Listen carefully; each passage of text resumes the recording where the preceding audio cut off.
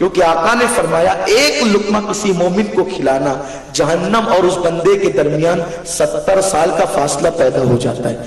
جب 70 سال کا فاصلہ ایک لقمے کی بنیاد پہ پیدا ہوتا ہے تو جو پیٹ بھر لوگوں کو کھلاتے ہوں گے ان کی شان کیا ہے۔ لیکن یہ کہا کہ نیاز کرنا حرام ہے، یہ شرک ہے۔ میرے بھائی میں آپ سے پوچھنا چاہتا ہوں کہ یہ نیاز شرک کب سے ہو گئی؟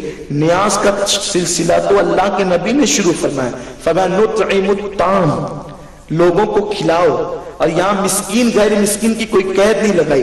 رسول پاک فرمائے کہ نطعم الطعام، لوگوں کو کھلاؤ۔ دراصل جو خود چندے کھانے کے عادی ہوں تو وہ کیا لوگوں کو کھلانے کا ظرف رکھیں گے؟ یہ تو اہل سنت کا ظرف ہے کہ ہم کماتے ہیں اور سر کا پسینہ پیر تک آتا ہے، لیکن 11ویں میں دیگے چڑھا کر کے بتاتے ہیں کہ ہم کھانے والی قوم نہیں ہے، کھلانے والی قوم۔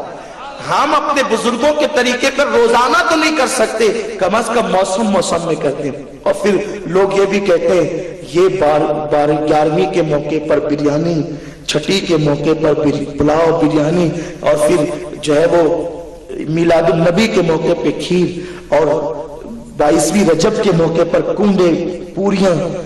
یہ ایک سے ایک ڈش کا انتخاب، اللہ والوں کو ان ڈش سے کیا لینا؟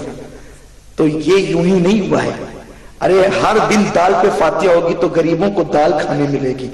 ہمارے بزرگوں نے بہت سوچ سمجھ کر انتخاب کیا، کیونکہ پوریاں ہر دن کسی کے یہاں نہیں بنتی، تو امام جعفر صادق کے صدقے میں غریب سال میں ایک مرتبہ کھا لے گا تو اس کا دل خوش ہو جائے گا۔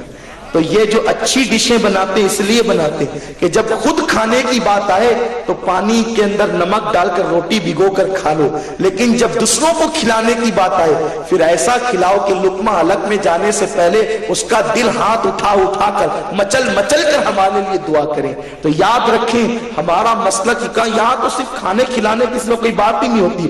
ہم نے کہا رسول پاک اسے تو پوچھ لو، حضور ہی سے پوچھ لیا ہوتا کہ حضور سید عالم نے یہ نہ فرمایا کہ ایمان لانے کے بعد سب سے بہترین عمل ہے کھانا کھلانا اور سلام کو عام کرنا۔